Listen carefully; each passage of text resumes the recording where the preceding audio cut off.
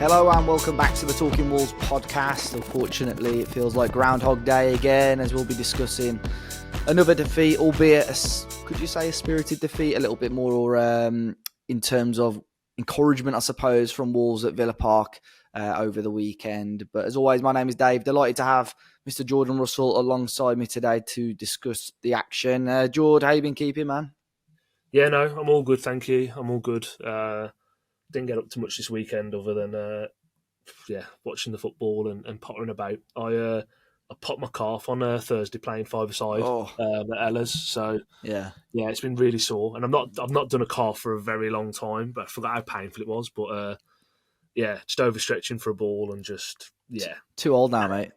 Mate, yeah, I did roll back the ears though. To be fair, I felt like I did actually score as well when I did it. That's the main thing. Like, so put the ball in the back of the net, the goalie spilled it, and then as I've put it in with my right foot, my left calf just popped on me. So yeah, it's fucking annoying. But I've been hobbling around everywhere, ice packs, like Voltarol, whatever, trying to get through it. But it is getting a little bit easier now. But I think there'll be no football for a few weeks. Yeah, I need to get on. I know you've asked me a couple of times, but hopefully next time I'll be there. I haven't played football in ages. Hopefully play a little bit Friday, but I enjoy playing my mates. But they always want me to stay in goal. So it's again, I don't mind it, but I want to run out every now and then. The only reason I started playing in goal a few years ago because I was just really unfit, and now I go to the gym and stuff. I thought, I'll have a go outfield. So we'll have to wait and see. But yeah, I mean, you talk about the football. I said to you earlier on, it's probably the first time I can't think how long that I've watched a game yesterday in every, in each time slot, basically. So I caught the majority of the United Palace game, obviously Wolves Villa, Liverpool, not Liverpool, Chelsea, Arsenal. So the broadband got sorted here yesterday, TV set up. So I just slobbing most of the day, to be fair, yesterday. So no, it has been productive. Still got lots of things to do, but we're getting there anyway. But just the two of us today. Unfortunately, Joe and Finn can't join us, but hopefully we can get them back on sooner rather than later. But Jord, it finished Villa 1, Wolves 0.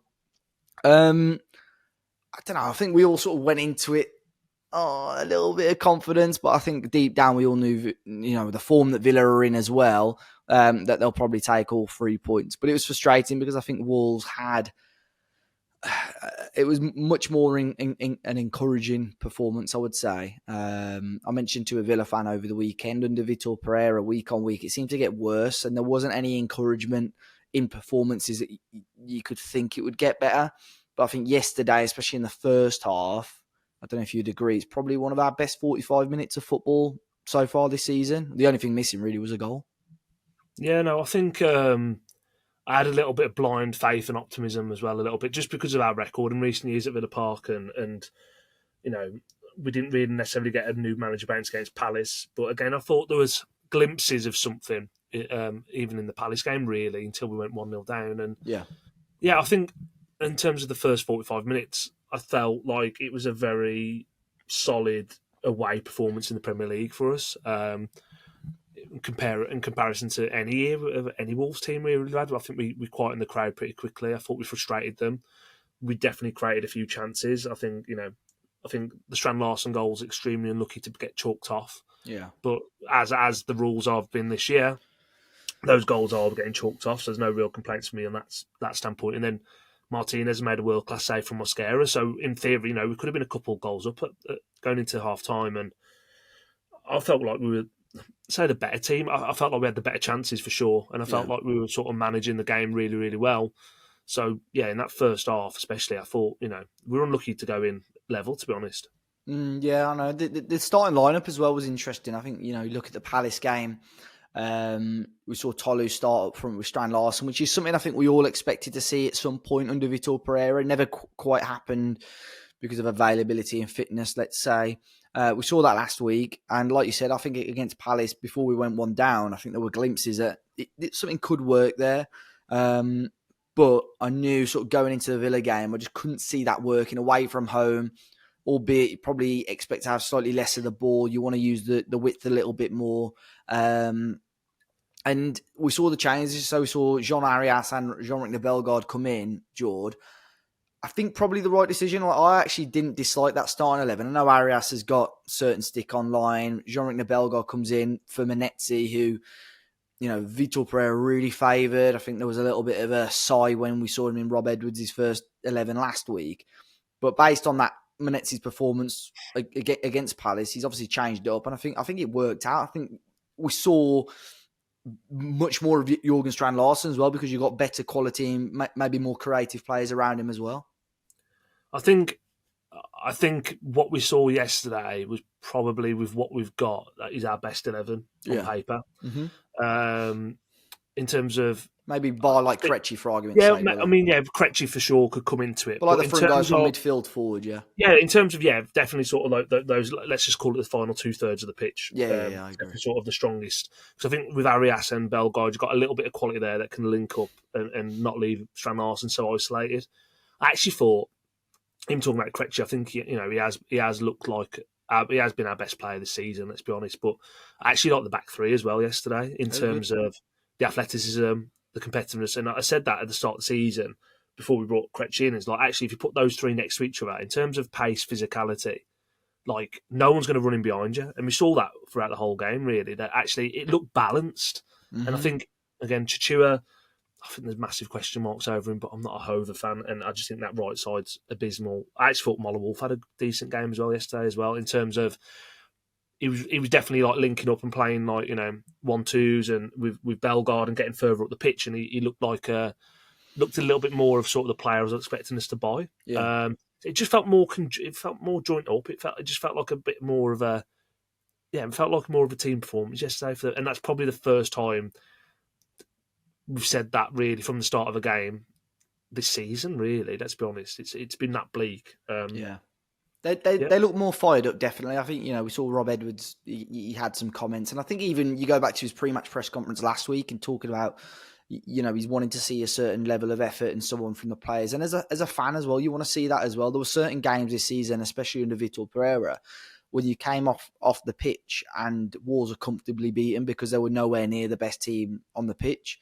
Last week, we saw glimpses, but yesterday, I think you could argue Wolves definitely deserved something out of that game.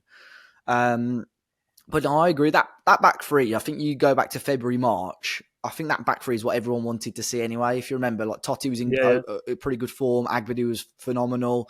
Obviously, Doc played well, but we knew sort of long term, and everyone said, when Mosquera comes back, that back three is going to be brilliant. For one reason or another, obviously, it's been a bit shaky, but I agree. I think Totti had quite a ropey sort of headed clearance towards the start, and I thought, I really hope this isn't the start of another sort of rocky Totti performance. But I thought he recovered well. Some of the like you said, the athleticism. The Villa had a couple of breaks, I think, in the second half. Particularly, I think there was a couple of counters where Villa got in behind and Wolves recovered really well, and Totti placed himself brilliantly in a couple of those. I think Mosquera, again, I was a little bit sort of on edge about his performance, almost as if he wanted to get revenge at times, because obviously this fixture last year was where he got the major injury. Yeah. But I thought he there was a couple of sort of erratic moments, let's say, but I think he held himself quite well. And Agbadu looked a lot better as well. So I do agree. I think Rob Edwards said Krejci was sort of touch and go for Wednesday, but I wouldn't be against those three starting again. So I think it was much better. Chichua, I think I agree. I think he had a better performance yesterday than what we saw last week against Palace. I think they were using him a lot better. They were looking for him a lot more. But we need to utilize that pace more. We need to get that's his strength ultimately. We need to start using that a lot more. But no, I agree. I think that sort of the team. I saw a couple of comments saying that. I think people throw question marks over Jean Arias, his place in our so-called best 11, but who else is, other than obviously Rodrigo Gomez, you could maybe put in there, but available 11 right now, I would agree, because again, I think it's easy to point the blame at Jean Arias for, his fault for the disallowed goal. I think that's just unlucky. He's trying to follow it in and maybe create a little bit of space in the middle of the area. He does need to add more as well, Jord, I think, Jean Arias. But I don't think it was his worst performance yesterday in a Wolves shirt. No, but I think some of the flack's a little bit unwarranted. And I think he's getting the flack and he's getting beaten with like this shitty stick, as I'd call it, because he was seen as the Cunha replacement in terms of output and being that spark. And, I want to stand and stick up for him a little bit here in the fact of, he's new to the league. He never played outside of South America before. He's come in and we're expecting him just to be this this superstar effectively, which Cunha was. Barring his antics, Cunha was a superstar. No, there's no two ways about it for us. And I do think Arias has got potential to create things and do things for us in moments, but he's not Yeah. shown it yet at the moment. But he's playing in a really, real poor team. They were low on confidence. He's been messed around in terms of positions being asked to play. He's probably playing about 20 yards deeper than he would have been playing at Fluminense, where he's picking the ball up and doing a lot more defensive work than he wants to. And I do feel sorry for him, to be honest with you, in that sort of sense. But I mean, there's so many players in that squad that you can, feel sorry for. But I think that's part of the reason why we are where we are. A lot of them feeling too sorry for themselves, not rolling the sleeves up and putting it out on the pitch. So yeah, I think there is question marks about Arias. I get it to some extent, but not on the basis of yesterday. In terms of, like I say, I thought yesterday was probably, again, it shows where we are in the season. It was a losing effort, but I do actually think it was probably our best performance, 1 to 90 minutes. Yeah. To be honest. Yeah, I mean, like you said, they're sort of like rolling your sleeves up. I think that's what that performance showed for me yesterday. They dug in deep, and it ultimately took a moment of brilliance to win the football match, or a couple of moments from brilliance for Villa in regards to the Martinez saves that you sort of alluded to earlier on. I think we saw better performance from Arias. I think he overplays it sometimes in our defensive third, because he lost the ball and gave away a couple of cheap fouls yesterday, but playing off the right, which is where we saw the best of him, or where he played his best football, I should say, in Brazil. But Jean-Ricner Bellegarde as well, Jord sort of playing as a third midfielder, sort of playing off the left a little bit, caused Villa all sorts of problems throughout the game. Probably one of our better sparks, probably one of our best chances of the game, where he puts it on a plate for Strand Larsen, who unfortunately misjudges. I don't know if the Villa defender maybe got a slight touch on it, but I think that's what we need. I think Jean-Ricner Bellegarde, we saw it early stages of Vitor Pereira, where he really stood up. He was a good Cunha replacement when Cunha was out or suspended. Scored obviously the goal for playing in the middle two role against Villa last season, but much better from him. And Manetzi obviously gets a lot of stick. He was dropped, didn't even play a single minute yesterday. But that's what Jean-Ricner Bellegarde can do over Marshall Manetzi. He adds the creative side of the game, doesn't he? Yeah, like he's technically a better footballer than Manetzi. I think that's obvious and easy to say. And I think the thing with Bellegarde for me is I've always thought he's a tidy, competent footballer, but he's never really, at any point, got basically like earned the shirt for me in terms of like that Villa performance at home last year was the best he's played, and then a couple of games later he's back out of the team because he just sort of lets himself down. Like from a consistency level, he hasn't really shown it consistently for us, but there's definitely a footballer in there. And I think, again, he probably wants to get the ball a little bit deeper. I think he's probably best position is in one of those central roles more so, but he's got that technical ability, like I say, to be able to occupy space. He can drive with the ball as well. He can get forward with it. And I thought him and Moller Wolf linked up really well from large parts, especially the first half. I thought they linked up really well. So I'd say there's promising signs there in terms of, not for us just to be all doom and gloom on this podcast this week, which it has been for a lot of the weeks. But yeah, I think you've probably seen what that team's going to look like now for the foreseeable. Yeah. Until they all leave for AFCON as well, which is going to be another problem for us. Yeah, I mean, out of that 11, who you got? Chichua. It's only Chichua and Agbadu, I think, out of that 11, I think. Yeah. At the 11, yeah. Obviously, you'll have Manetzi and Chirawa, I think, will go. No, I agree. I think probably as long as everyone's fit, I would probably start with that team against Forest on Wednesday. He may switch it up and bring Tolu in to possibly replace Bellegarde or Arias. But I didn't dislike that team. I think the way that we attacked with, intent at times. It was frustrating, I suppose, after the Villa goal because, we didn't push as much as I probably would have wanted to. I think that will come down to the substitutes a little bit as well, which we'll talk about in a minute as well. The midfield too, though, Joe, Andre and João Gomez, I actually thought they were both pretty good. It's funny how people watch games of football, though, because I have seen some people give them a little bit of stick. I have a group with all the guys that write for our website in, and the differing of opinions was amazing in there. Like somebody said how poor he thought Andre was. And I replied saying, it's weird because I think he was one of our best players yesterday. And the lad that did the player ratings gave Andre quite a low rating. But I actually thought he was okay. Bearing in mind he played on a booking, I think he marshalled the midfield quite well. Obviously, I think we need a little bit more from him going forward, or maybe trying to find that killer ball and killer pass a little bit more. I thought João Gomez battled well. He was a nuisance. Two little instances which wound me up were obviously when Villa scored and he was down, and then towards the end he stayed down as well. I suppose only João Gomez is going to know if he was genuinely hurt or if he's just trying to play the referee a little bit. You could argue it cost us, but I think we'll still have to do a little bit more to try and stop the goal. But I know you and Joe have been full of compliments for those two. Not so much this season, which is understandable, but definitely last year. But what were your thoughts on those two in the midfield again yesterday? I thought they were better in terms of, again, like I've called them out a few times this season, where they're losing midfield battles. They shouldn't be losing. Yeah. I think they stood up yesterday, and I think they were accountable. I think they were both decent. I think Gomez had a better game than Andre, but I couldn't say Andre had a bad game or a poor game. The thing is though, like where Andre for me looks good is it's almost when we are playing with that little bit of confidence and we're playing a little bit further up. Like he needs that space for himself to be that true number 6 and sort of be able to dictate and control the game a little bit. But at times we were hemmed in and pushed back. That the fact is he's getting the ball and then he's out balls.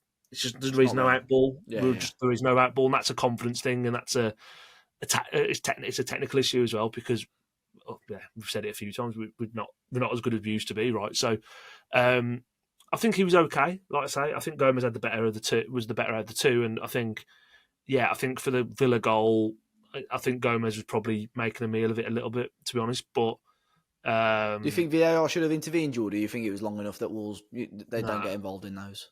No, I don't think they get involved in it. I don't think there's enough in it, to be honest. Anyway, for them to want to get involved in it. So it's just one of them. And then actually, Villa's goal comes from Boubacar Kamara, who, God knows, he's probably scored less than 10 goals in his whole fucking career, and he's put one in the top corner.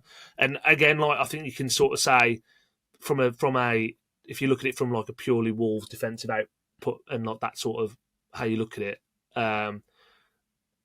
The only thing I would say you'd be disappointed about is that I think Strand Larson have filled in and Andre, and they possibly could have been a couple of yards closer to Boubacar Kamara. Yeah. But at the same time, you don't mind having a shot from there, especially when it's Boubacar Kamara. Like there was a few times in the first half where Tielemans was having shots from like 30, 35 yards out, and you're like, well, go on, that just you don't mind it, and that's the thing, right? It's when you're talking about like sort of a risk reward strategy.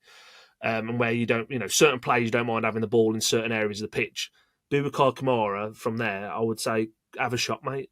And 9 times out of 10, it's probably ending up in the back of the hole 10. You know what I mean? It's just one of those things. It's just, again, when you are where we are in the league, you concede stupid goals for like random stupid goals, and then it seems like everyone can fucking just gonna it's either wonder goals or stupid goals. Villa in general have done that though this season, haven't they? I think I don't know if I read it wrong, but in terms of expected goals, they're towards the bottom end of the table. I think they're like one from bottom or in the bottom 3 of the league. I think we might be above them in expected goals. But because they're scoring goals like yesterday where they're just hitting it from, which I suppose, shoot on sight because, you have 10 shots on goal from range. One of them's going to, I suppose at least one of them's going to test the goalkeeper. But no, you're right. I think he scored 7 career goals, Boubacar Kamara. I don't think he's going to score many better than the one there yesterday. Right. But that's like I said, it almost needed that moment of brilliance to win the football match. And unfortunately, things went against Wolves yesterday that and it didn't work out for us. One of the talking points as well, Jord, was the substitutes. Tawanda Traore coming on was a big shock for me. Obviously he was in the squad. Fair Lopez again, would have been interesting to see if he got any minutes, but supposedly out with a small injury. We then saw Mateus Mane come on a little bit later on as well. Both of those coming on ahead of Hwang and Marshall Manetzi whilst we're still in the game. It's quite telling, Jord. I think I don't think Tawanda or Mateus did a huge amount when they came on, to be fair. I think they struggled a little bit to get themselves into the game. But that's telling, isn't it, that those two are coming on ahead of Hwang and Manetzi, who I wouldn't definitely Hwang, maybe not so much Manetzi, but two players that are low on confidence, but have got lots of Premier League experience. Yeah, but I think Rob Edwards had like a week or so with the side now in terms of the full squad. And he's going to have made his mind up, or starting to make his mind up with his coaching staff about who he wants here long term versus, who he would be happy to get rid of, I think. Yeah. And Rob Edwards and the team are planning for the future. I think Rob Edwards and the team I know they wouldn't say this in the press, but they're probably planning for the Championship, right? And they want to be able to give players that are going to be here next season minutes and time. Now, Matheus Mane is a player who I think has got a lot of potential. I think he's been doing really well for the youth team, and people have been crying out for him to get some minutes. He looks like he's got something about him. Like Tuanda Chirewa for me, he's again. I don't want to come on it. He's young. I'm not going to come on it. He's a million miles off it. Yeah. And like, if he's a regular fixture in our squad next season, that's telling of sort of where we will be as a football team in terms of being able to come and bounce back up straight away, because he couldn't kick a ball for Derby and he barely kicked a ball for Huddersfield last year when he went there. They're in League One, so that's sort of telling, in my opinion anyway, of the level. And he'd come on yesterday and he just didn't look like he was at that level at all. He looked like he won a competition. But again, like I say, a lot of the players this season, Wolves, have done that, and I'm not going to get on his back, and I don't think anyone should. He's a young lad, and that's it. But I think if Wang's not coming on at that point, or Manetzi, or even Tolu, for example, as well, Tolu came on quite late, didn't he? In the end, yeah. It's quite telling that actually, like, what Rob Edwards is sort of seeing and what he's thinking about them. And again, it probably comes back down to, again, we know the recruitment in the summer's killed us, right? And whether that's a Fosun issue, whether that's a Jeff issue, whether that's a Vita and Domenico issue, which I think it more so was the latter rather than the former, because we still spent 120 million in the summer. Whether people like to see that or not, we did, and we just bought crap. Yeah. I just think you're in trouble if your first sub is Tuanda Chirewa in the Premier League. I was really surprised to see him come on as early as he did. I thought he was just respectfully just someone to fill the bench yesterday. So I was really surprised. But you see the difference, though. Sorry, Dave, I was going to say, you see the difference. Like we're bringing on our first two subs yesterday with Chirewa and Mane, and Villa's first two subs yesterday was Amadou Onana, and Ollie Watkins came on, and Ollie Watkins came on later on as well. Yeah, that's what I'm saying. Yeah. But like, you look at the quality in the benches and stuff, it's like there's a reason why Villa are where we were 4 or 5 years ago. Ross Barkley's bet. I know he came off. Did he come off injured in the end? He definitely pulled up, didn't he? Yeah, but he's barely getting a kick for Villa, and I think he'd probably walk in our team at the moment. Which 100%. Yeah. Like he would walk in. Yeah, 100%. He would. There's, you look at some of the Villa bench yesterday, like Ian Matson. He'd walk in our team at the minute. Like there's Tyrone Mings, like they all just walk in our team. It's not even like maybe they would, or we might have them for the squad. No, they would start every week for us. Yeah. And again, that's not a disrespect to those players or anything like that, but it's just, again, it's a sort of a damning insight of where Wolves are as a football club right now. That's where we are. Yeah, no, they've got. I'm not sure about Mings, but he's been having some injury issues, only. So, but I don't know. Is he back yet? Mings would play for us, and again, that pains me to say, "Oh, mate, yeah, like I don't pay." But he's a leader, like he would walk in our team. Yeah. I don't think he was on the bench actually. Sorry, yesterday. Yeah, I think he's still nursing a bit of an injury. But like, yeah, I'm looking at the bench now. Like Victor Lindelof. See, I would have taken him when he was a free a year or so ago, anyway. Yeah. And Evan Gasson was a unused sub for me. Saying that's who we courted all summer. Yeah, apparently he's not been very good for Villa, but yeah, it's well, another one as well. Harvey Elliott can't even make the bench. No. So it shows the strength of the squad they've got. I think he's going back to Liverpool in January. I do as well. Yeah, I do as well. Strange. Last bit, Jord, the red card or supposed red card challenge on Arias. I think for me, common sense prevailed on this one a little bit. I think fair play to the referee. Call to the monitor. Sort of the game was still in action as such. And Jean Arias sort of stamping down to get the ball, but it's not high. I don't think there's any sort of ill intention in it. And when the referee sort of comes on and we hear him, I think, oh no, we're in a bit of trouble here. But change the decision to a booking. So for me, not a red card. For me, the right decision, and for me, possibly the correct use of VAR, I suppose, or definitely the right way of referee communicating with the video assistant referee. Yeah, I think I applaud the referee for not sending him off, because often you see in that circumstance where they get called over to the monitor, they very much go, you know what's happening straight away, right?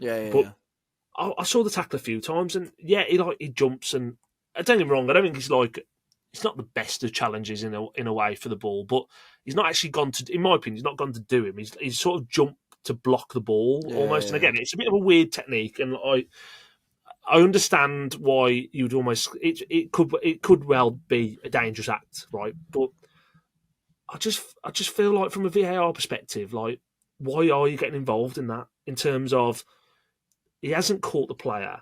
It was. I don't know why you're getting involved in it, especially to stop the game it wasn't like there was a stoppage in play for him to check it. It's not like the Caicedo challenge, like the game, and that's what I'm saying. Like that, you go, that's the right use of VAR. Yeah, absolutely. Like, and again, I'm not saying Caicedo's gone to do Moreno, but it's a dangerous, reckless challenge, and he's got to go for it. But like the Arias one's just, I don't know why they're getting involved in it, and I do, like I say, I do actually want to give the ref some credit that he didn't. Because they'd only called him over to the monitor to send him off. Yeah, I agree. Or saying, you should review this, and this is a dangerous record, this is a red card offence. And he's actually looked at it and gone, well, yeah, now we stopped the game, I'll give him a card. But I didn't realise that, and again, this might be my just knowledge of the rule, I didn't realise, though, that even VAR could pull it back for a free kick that happened. I agree. I agree, and book him as well. Yeah, I thought it was either a red card or it was just, you just effectively just play on in terms of review, no red card challenge, play on sort of thing. But for them to go back and book him as well, but I think that's why I'm happy that he's gone to the monitor and actually, he's obviously we don't know what the discussion was like with the VAR, but the referee's made the correct decision there. I agree. So Arias stayed on pitch. Obviously, it didn't make much difference in the end, but it was the right decision, which is good for a change as well. But frustrating defeat, like I mentioned towards the start of the podcast, I think that there'll be encouragement, Jord, from that, and I think encouragement we could probably take into Wednesday against Nottingham Forest, which I think a lot of people are resigned to the fact that Wolves are probably going to be in the Championship next season, but if they want to fight in chance, these are the sort of games they probably have to get some sort of points out of Jord. Obviously, Forest have had a strange old season, already on their third full-time manager this side of Christmas this season so far. But they come to Molineux on Wednesday. An okay start under Sean Dyche. Obviously, they lost yesterday against Brighton at home. They lost 2-0. Got back-to-back wins before that against Leeds, and a really good win against Liverpool as well. Always a tough game against Forest. We always have good, tight games with them. What are your thoughts going into this one? I think, yet again, yesterday give me some optimism that actually I think we're going to be okay in terms of being able to compete with teams that are in the bottom half of the table. Yeah. With what we've got. Again, I don't think we've got the cutting edge of a spoon still, but still, I feel like actually we're keeping games. We'll be tight defensively, and we'll be able to hold our own and take some credit. So I think the good thing about Wednesday, is first of all, Chris Wood's not around, he's injured, who always scores against us, and Morgan Gibbs-White got injured yesterday as well. Oh, did he? So so he come off. I'm not sure how bad it is, but I know he got injured in the last 10 minutes. And he hobbled off. So he doesn't want to pay the mighty Molineux, mate. That's why. Yeah, shitting himself. Probably the opposite of him, to be fair, isn't it? Yeah. So Chris Wood and Morgan White might not be playing for him. So those are two of our sort of arch nemesis in recent years as well, right? So it gives me a little bit of optimism that we might be able to get a point out of the game. Why not all three, Jord? Why not all three? Well, let's say I hope so. I still haven't seen. I think if you look at the last, obviously, never won a game. We played before yesterday. Palace were in great form. Villa fantastic form as well, especially yesterday. I felt the way that we retained possession, we held possession, and created some chances. I think in terms of chance creation, chance conversion, we're still so far off it. But we could take encouragement from that. And I think you're right. So who they're playing up front at the moment? Forest? Igor Jesus, who I think they've got from Brazil. The big Brazilian guy, yeah. Why not? But Forest always give us a tough game at Molineux. We have got the better of them a couple of times. But a draw. Oh, they smashed us earlier on this year, didn't 3-0 they? 3-0 last season. Wasn't it? Again, it was a weird performance because I didn't actually think we were awful that game. No, we played quite well. We were 3-0 Yeah, down at half time. yeah. So I think with Morgan Gibbs, if he's unavailable, I think when he plays, obviously, it's just inevitable he gets booed, and I think that's players like him, they enjoy that. It spurs him on, doesn't he? So and under Dyche, it'll be interesting. I think it'll be, we know it's going to be a physical battle, in terms of set pieces and things like that. They'll try and take full advantage of those. But like I said earlier, these are games that if Wolves want to be taken seriously, which I don't think many people do take seriously at the moment, but these are games that we've got to be winning and getting points out of. Yeah, well, the thing is, if we beat them, they're only on 12 points and they're 16th, I think. So yeah, they're 16th, above them, it goes to 17 points. So it's a huge gap. Yeah. We've got basically, if we want any small, and again, I'd say we've got 0.01% chance of staying up this year. We've got to beat them tomorrow because that at least keeps them within 7 points of us. But the thing is though, like West Ham keep losing, Leeds keep losing, Burnley now losing. Like no doubt, again, Sunderland have already got a lot of points, but Sunderland will come back to that pack at some point as well. I'm pretty sure of it. Like all we can really do now is start just focusing on ourselves and just trying to pick up positive results and points and give ourselves half a chance. These are the games where you've got to go and win. If you've got any sort of slim hope of staying up, you've got to go and win. And I'm saying slim because I don't want people to call me like a fucking. They can call me because everyone knows that I'm the most positive person. Yeah, and I'm not on this planet, especially when it comes to Wolves. But I'm trying to be optimistic in the fact of like. I think you've got to be, because you look at the rest of this month, by the way, it's a tough month for Wolves. It's horrible. I didn't even realise it till earlier on. We didn't score a single goal in November, by the way. Like, we were in all November without scoring a goal. It was a disastrous month. But going into this one, it's a tough month. But let me check the fixtures because I'm so far out of the loop at the moment. I know roughly who we're playing, but I don't know what order it is. I know we've got Forest Wednesday. We've got United at home again a week today. Next Monday. We then play Arsenal away Saturday the 13th. 8 o'clock in it. Late kickoff.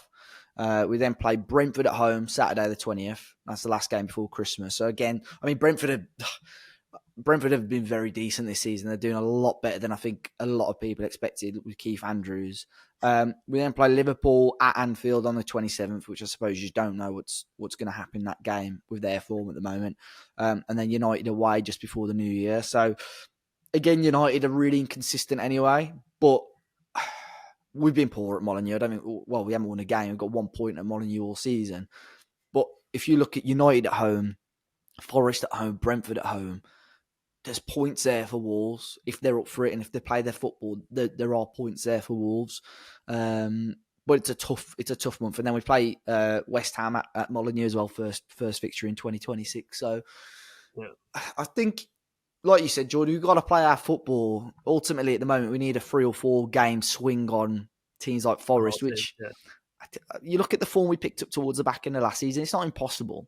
It's a massive task. And I think Rob Edwards knows that. And I think based on what you said earlier, I think similar with Mateus Mane, Tawanda Chirewa, maybe not so much, but, blooding these players in, getting them some more men's first team minutes, because they'll be in a much better state and shape for it next season if they are being sort of exposed to first team football. But we've got to be up for the fight. There's no point. I know, maybe it's a foregone conclusion. We know what the result is going to be, but there's, let's try and back the team. Let's back Rob and, let's try and make history, I suppose. And let's see what happens. We've got some questions, Jord, anyway, to finish off the show. A couple of bits of news, actually, as well. I think Wolves brought in a goalkeeping coach. They announced it right before the game yesterday. Someone that worked with Rob Edwards, I think, in the FA and in the England setup. Danny Alcock, he's joined as the club's new goalkeeping coach. I don't know if you saw as well, George, Tony Roberts had left Norwich at the weekend. I thought, here we go. Here we go. But then, again, though, there's fans on. I saw fans tweeting saying, bring him home, get him back. And it's like, how do you know? Like, other than this bloke, like Norwich tweeting, fans saying, really couldn't stand him. By the way, other than this bloke like tweeting decent on Twitter, like you don't know what he's like as a goalkeeping coach or around the place. Like, yeah, he might be a good guy or whatever, but let's be honest, he's left Wolves and he's bounced around a few clubs, hasn't he? So he's a man, didn't he? Living the dream. There's obviously like something not quite right there. And it's like getting back, it's like, come on, like leave off it. So yeah, I think Rob's brought in a goalkeeping coach, and let's see if he's better than the last goalkeeping coach. Yeah. Jonathan Hunter Barrett as well. I think he's like the head of youth development or so on. He's being promoted, I suppose, now up to the new academy director role. He was set to move to Rangers. Jord, I think it was probably heavily a Kevin Felwell inspired move. Yeah. He's been moved on. I know a few people saying maybe we should look at bringing Kevin Felwell back as a leadership role. He was due to join Rangers in Jan. But apparently, because of Rangers being in limbo a little bit, he has decided to stay at Wolves in his 15th year at the club.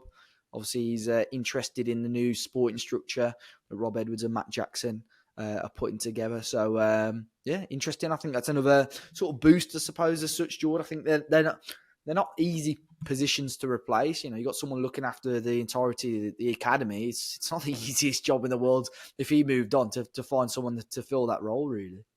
No, and it's also getting someone that's going to come in and be able to do a very good job of it as well. And the thing, at least, is that he's got longevity with the club. He's been there 15 years, so he's gone through different ownership within those 15 years. He's gone through different management structures in those 15 years, and there's obviously a reason why he's been here for 15 years throughout all that. So he's obviously got to be quite a highly valued employee in and around Compton. So yeah, for me, it can only be seen as a positive that he's sticking around. Yeah, definitely. So no, it's good news. Hopefully a little bit of stability, which I think is the key word, and it's probably a word that Fosun want to be pushing a little bit as well.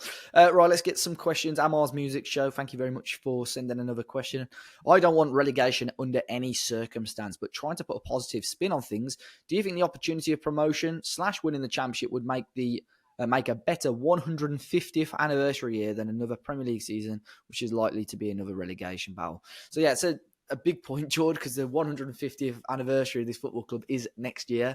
And I suppose he's right. I think it would be, as long as it's a successful year next campaign, if we are in the second tier, if Wolves can get promoted or win the league or whatever they want to do, that would probably be better than a sort of lingering and maybe the chance of relegation again. Be nice to mark the 150th year anniversary with some success, I suppose.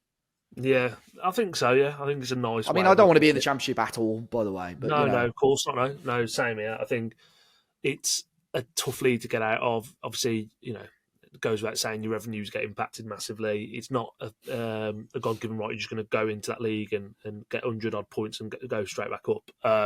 But in theory, if we could go and do it, then yeah, it's definitely like a better thing for the 150th year to go and mark that, and even go and beat the Albion a couple of times in that year as well. Be bad with it. I think that's what I'm scared about the most, to be fair. I think obviously Blues could still be in there. I think Coventry obviously will be out of it. But yeah, having Blues and Albion in the same division again would be tasty, I suppose. But we've got to make sure we get the better of them anyway. So it's been a long time since the Albion came to Molineux, and we really need to get one over on them. Yeah, absolutely. Year, so. Rich, why are the club so reluctant to bring in high-level sporting directors or director of footballs? Feels like we're making the same mistakes over and over. We've got zero confidence we'll turn this around with good recruitment. So I suppose that's based on Matt Jackson being promoted internally. I think he'll probably be doing a similar role, but maybe just focused on different, more on the first team and more on the recruitment side of things. It is interesting, Joel, but I think I'm trying to think of the right way. So like, for argument's sake, people like Dan Ashworth, we know he lives locally and so on, but you think he's been at Newcastle, he's been on Manchester United, the wages and money he must have picked up would have been astronomical, and he's very good at what he does. I think it's quite difficult, especially with how Fosun operate at the moment, to be attracting those sort of people, isn't it? Yeah, I'd say so. I think it's I think let's be honest. Like Domenico came in because it was a favour to Vitor and what I did previous season. He said I want to bring this guy in to work with him and work with him well before. Obviously, that's blown up in our face, right? And I think actually, from a Fosun perspective, from a Jeff perspective, they're probably looking at it very insular now, going, well, we've been recommended people and it just has backfired. And it's like, well, actually, at least we know and we trust these people within the building. and we feel like they can do a good job for us. Whether Matt Jackson can do a good job for us or not in that role, time will tell, right? Yeah. As of now, you got to sort of go, well, okay, let's see how it goes. Dan Ashworth would be a dream appointment with, like you say, the locality. Obviously, his son's in the academy as well. Yeah. So it makes sense that there would be that, you can almost like put two and two together and make a nice, pretty picture out of it. But reality is, I don't think they're talking in that sort of capacity, at least. So it's, I think it's probably, in an ideal scenario, it'd be brilliant, but I can't see it happening as it is right now, to be honest. Yeah, I think mid-season is difficult as well to be approaching those sort of people. I think that's something that they tried to do, I suppose, with Domenico Tetti. It was probably a little bit too late, really. You probably want the sort of paperwork and everything to be in place probably around March, April time for them just to get working pretty much as the season finishes. So I don't think the timing of that was particularly great, especially as Matt Hobbs probably would have had players lined up or an idea of how he wanted to shape the squad to help Vitor Pereira next year. But it remains to be seen. I think it would be interesting to see if they're bringing anyone else senior to help Matt Jackson. I think his role is technical director. So if there'll be some sort of director of football coming in, I don't know. I think possibly he could do with maybe one more big figure in there as well, but we'll wait and see. Josh Downs, similar to a point you made earlier on, Jord, we know that our wing-backs are probably our weakest positions, yet they're our most important players in this system. To get out of this mess, do we change the system to get the best out of what we've got, or do we hope for key additions in January? I suppose the issue is if you switch formation, Jord, you're probably going to have more forward players on the pitch, and I don't think our forward players are much better than what the wing-backs are they? Not at all. And I think it was sort of what we said, sort of spoke about earlier on in this podcast, going back a few weeks right there, the flip to a 4 and that'd get our attacking players on the pitch or more attacking players on the pitch. And then we did that. And the quality within the attacking players as a unit isn't good enough either. So it just is what it is, right? I felt like it was better yesterday from the wing backs. Again, we spoke about it pretty much every podcast, right? The drop off from Semedo to Aitnari, Semedo and Aitnari to Chichura and Wolf, as it is right now, is stark. But there were signs yesterday, definitely more so from Moller Wolf than Chichura, that I actually watched him and I thought I thought he was better. And I think if you give him a run of games, I think he could be okay. Like, it's a guy who was heavily scouted, a guy who did well in Dutch football over the last couple of years, a guy who played in Europe, a guy who's played all the way through the campaign for Norway, and getting goals and assists in that campaign as well. So there's obviously a player in there. I just think he needs a bit of time, really. And I think it comes back to something we mentioned about last week as well. It's like, well, if we're definitely going down, what's the point of investing heavily in January, where it's going to impact your buying power and positions for next year? Unless you're buying people on the premise of, well, this is, you are going to be in the Championship next season. Yeah. It's the project you've got to get people to buy into. Again, touch wood, if we have like a okay-ish good December, and again, the squad isn't good enough, but over the previous years, we've been very good in December. Like, if we could pick up some results, like say, I actually think the bottom 5, there's not that much quality there. So if we're in with a shout, and what I mean by that is within sort of 4-5 points of being able to get out of the drop zone come January 1st, I think they will invest. I agree. I think they will invest big as well, because ultimately Fosun as an investment group and company, whatever people think of them and what they've got wrong over the last few years, which again, completely, I 100% agree with that, their investment drops 10, 20x by going into the Championship. So if there's any way we can stay up and there's a good chance of it, or there's a half a chance of it, they will go and they'll invest big, I think. Yeah, I'll be interested to see how it goes. I think I will personally handcraft a statue of Rob Edwards and Jeff Shee if we manage to stay up from this point, but we'll and that's me as a ever positive, so we'll wait and see. Irish Wolf, thank you as always for sending your question in. 1902-03, Bolton took 23 league games to register a win, which was the most sluggish start to a top flight season. In the Premier League era, Sheffield United took 17 attempts. Do we surpass either of these, or are we nearing that elusive first win? One of only 7 Premier League teams not to win any of their first 13. What do you reckon, Jord? I think we beat 17, I think. I think we'll Hopefully. beat Forest. Go on. Yes. I do. I've got a feeling we'll. I've got a I feeling got a we'll win, feeling. I like it. and that's blind faith. And yeah, I've not been dropped on the head in the last few days. I just got a feeling we'll go and beat them. Wow. Could bite me in the arse. But yeah, I saw enough yesterday that made me think. You know what? Especially if we get in the lead, like I think we've got a bit of fight about us at the minute. The atmosphere was better last week as well. And I think, Villa Park's flat yesterday. All I tended to hear until the first goal was Wolves fans anyway. And I just, when you have, spells of possession, you create chances, that's when the fans, we know what Molly, it's not been anywhere near as good as it can be over the last few years, but we know they can get it onside. And if we can start well on Wednesday, score a goal or at least create a couple of good chances, the fans will be up for it.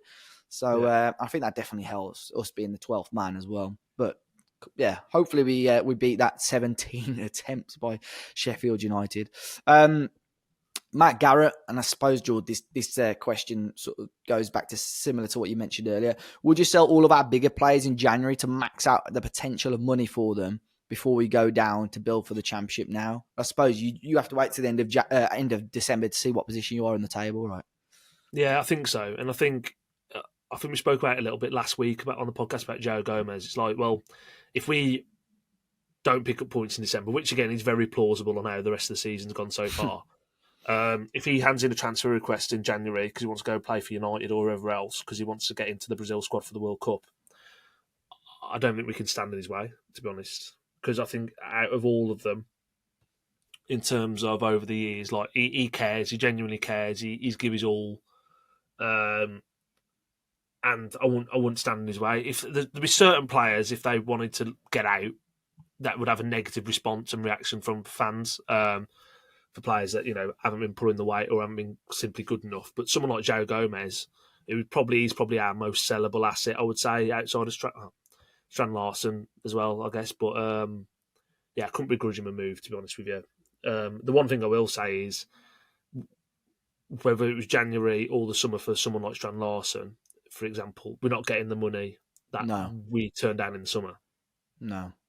Far from it. So I saw one at the gym just come up to me about an hour or so before we start recording, and he mentioned Strand Larson to me, and he says, I just don't get why we didn't sell him. But I think we all know, it's easy to say it in hindsight now, but I just don't think anyone had the faith that Fosun would reinvest it properly. I think if we mentioned this months ago or weeks ago on the podcast, if we knew we had the faith in the guys at the top and the recruitment policy that if Strand Larson went, there's going to be someone as good, if not better, waiting for us to sign. Well, of course, Wolves would have done it, but we haven't seen that enough over the last few years, and I suppose that's just unfortunately where the club are at or were at the time as well. This is an interesting one. Ethan Diggory, excluding Rob Edwards and the interim managers, rank every manager under Fosun. So I think Nuno just sits at the top by far. Yeah. I was worried about that pause then. No. Oh no, sorry, no. I was just trying to think of all the managers since Fosun. So you got Nuno, Bruno Lage, Lopetegui, O'Neill, and Vitor Pereira. So Nuno top by far. We're only doing the Premier ones. We're not going to go back to Zenga times or Lambert times. Oh yeah. I suppose you said Fosun. So Zenga's bottom then for sure. Yeah, Zenga. You put in Zenga's bottom. I'm putting Paul Lambert above him, or are you giving him a bit more credit in the bank? I actually thought Paul Lambert was okay.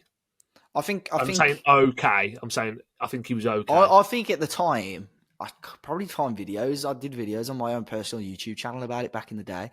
I think I was excited at the prospect of just us bringing some random manager in to replace him. But I think in hindsight now, he did an okay job, to be fair. He was okay, Paul Lambert was okay. I think back properly, it would have been interested to see what he got. I read, I mentioned it over the summer, I read the Johnny Phillips and Paul Berry book, The Revolution of Wolves, and there's quite a bit about Paul Lambert in that as well, which, he said he was, I think basically Fosun made out to him that they wanted to bring in a new manager, and they said, can you just stay in charge whilst we do it? And he was like, what the fuck are you on about? Because remember, it was really heavily rumoured that he was going, and he was on Sky Sports News as a guest, and everyone's like, oh my God. And he literally just he just talked about preparing for next season. But I don't think he liked the Jorge Mendes sort of No, no, okay. no. I But yeah, I actually agree. agree. So yeah, Zenga. Zenga bottom. Sorry. So Yeah. you going with O'Neill or Pereira or Lodge? Oh, God. You hated Lodge, but I think again over time you probably appreciate. Yeah, I didn't like Gary O'Neill. I think I didn't like Gary O'Neill either.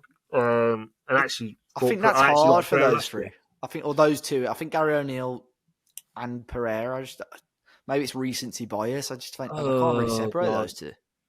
I'm gonna be made out to look like a dick here because I've not had a good thing to say about O'Neill and Lodge on there.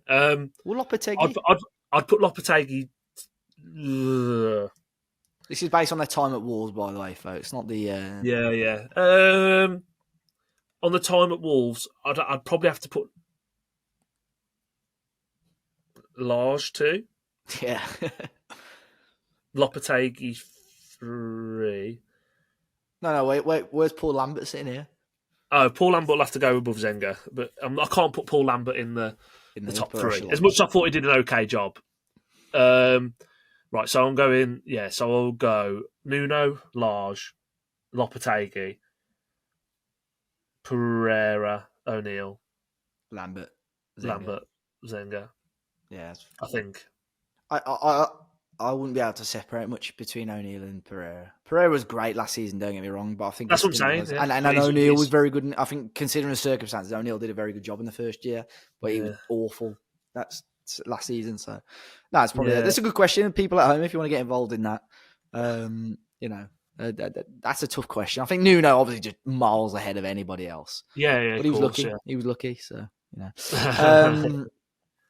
let's see if there's any other questions. We'll finish off with this one from Ben. Ben 29415138. I don't know how you remember that username.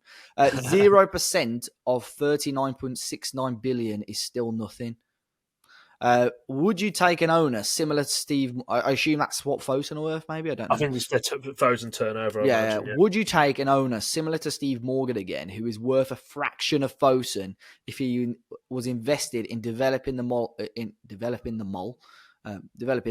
and putting a small amount of money into running the club, even if we meant we could only compete in the Championship? No, I want to compete in the Prem. I know everyone loves Molineux. I love Molineux.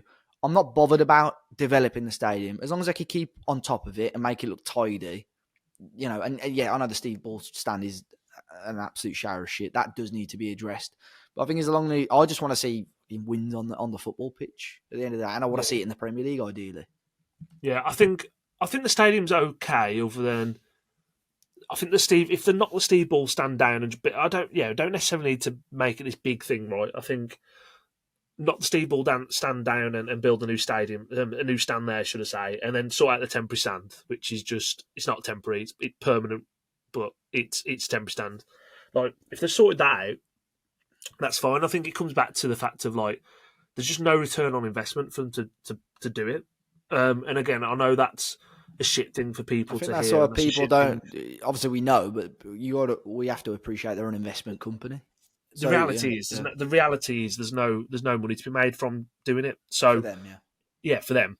Obviously, there's a payback for the club and there's a payback for us as fans because it's a better viewing experience in the Steve Ball. Steve Ball, I used to have my season ticket in there. It's shocking.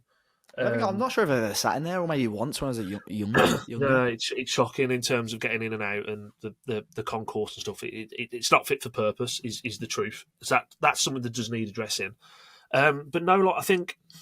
Again, Fosun are talking about this reset at the moment, and I think, Jeff's talking about this reset from Fosun, and Fosun, for me, the first, like I say, they've done a lot of good stuff for us, and the last 3 years it's been negated by a lot of crap and a lot of shit. And I would say I'm very sort of, in terms of whether I want them in or out. In terms of over the 10 years, I'm pretty neutral to my feeling about Fosun.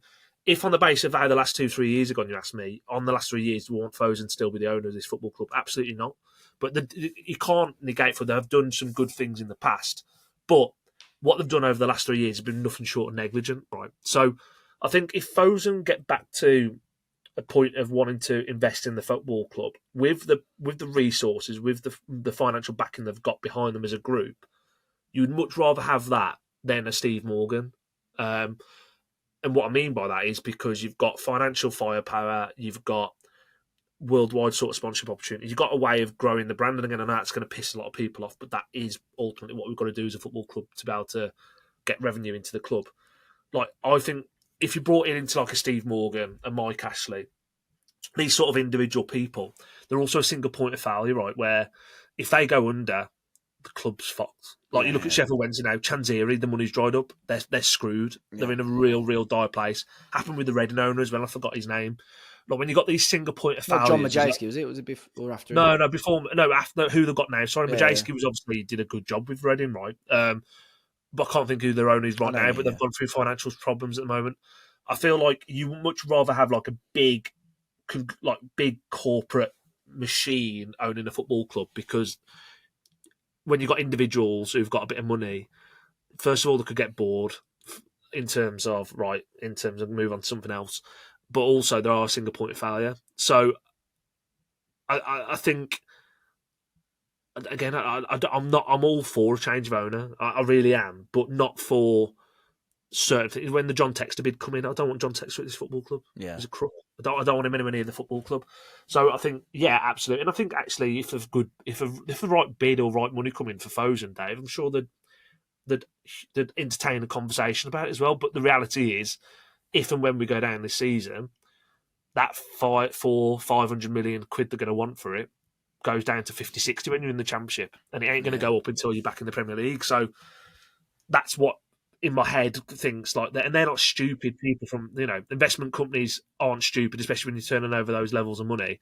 I think they will realise that if we go down, they're going to have to heavily invest to get it back to a place for a position of sale. Yeah. I think they showed in the early days they've got the firepower if they want to invest in this football club to compete at the higher levels in the Premier League. We saw that with the European run. And I know a lot of it was Nuno's good work, but without the financial firepower of that, we wouldn't have been able to get there. We signed some top players. With all due respect to Steve Morgan, you will not be, or someone like Steve Morgan, you will not be able to spend that sort of figure or that sort of money to get the squad where it was, especially in the Championship. You look at the amount of money we spent across the 2 years and the quality of player we bought. Respectfully to Steve Morgan, whether he's best mates with Jorge Mendes or not, he ain't got 15 million to spend on one player, has he really? At the time, At the time, yeah. So, I understand the point, because I think you have a much more personal connection if it is a British-based owner or an owner on his own. But I think it sounds like we're sticking up for Fosun a lot here, but I think an entity like Fosun is a lot better if Wolverhampton Wanderers want to be a better football team and want to be in the top flight of English football, I suppose. So. Yeah, but you look at all, like, again, this is a bit of a, I know this is like the other end of the stick, right? But the other end of the spectrum, should I say. But you look at the big six, right? They're all owned by massive corporate conglomerates that have got billions, if not trillions of dollars, pounds, whatever, behind them. If we want to be at the top table, and again, we've got no right to be in the top six, but, and I don't think Wolves fans expect that, but it's almost like competing for those fringe European spots. We have got to accept that you don't get there with like a single, like with just one person's money. It just doesn't happen. You look at like the Arsenal owners; they own about 6-7 sports teams globally. Chelsea own multiple sports teams, like Man City, Etihad. It's the Abu Dhabi group, right? It's trillions. Like, if you say a Steve Morgan come in, you can't compete. Ever competing with these Premier League teams anymore. Yeah. Even Bournemouth, like, they're owned by like a massive like US consortium. Bournemouth, it's like, wouldn't we be able to compete with Bournemouth if you had Steve Morgan as an owner? No. And again, that's just the reality of it. So, yeah, again, it sounds like we completely stick up with Fosun, but it's more so the fact of a Fosun-like group taking over the club would be much better than having a Steve Morgan or a Jack Hayward or a John Majewski or a Mike Ashley or whoever right at the moment. So, well, I think it's like I said, the personal connection will be there, and they'll care about the football club, which I suppose a lot of people would want. But I think if you want to be competing at the top, you would struggle. Take a massive effort anyway. But no, Jord, thanks for jumping on. Fingers crossed. I mean, there was a lot of positivity in that podcast, considering we're still winless and we didn't win over the weekend. But I'm really hoping next week when we jump on, Probably be, obviously, United games Monday, so probably Tuesday, Wednesday next week it'll be out, and hopefully we are talking about at least one win, hopefully 2 positive results at Molyneux. That'd be beautiful. Jord, thanks for jumping on there, mate. Where can people find you if they wish? So at Jord7 on X and Instagram. Brilliant, mate. And I'm at Dave as a party everywhere. We're at Talking Walls everywhere as well if you want to keep up to date with all the latest news. If you're listening or watching on YouTube, be sure to hit the like button and subscribe to the channel. We're very close to 21,000 subscribers now. And if you're listening on Spotify or Apple, be sure to follow us and hit that 5-star review button. It means a lot to us. But enjoy the rest of your week, guys. Hopefully it is 2 successful games at Molyneux for Wolves. And we'll catch up with you guys very, very soon.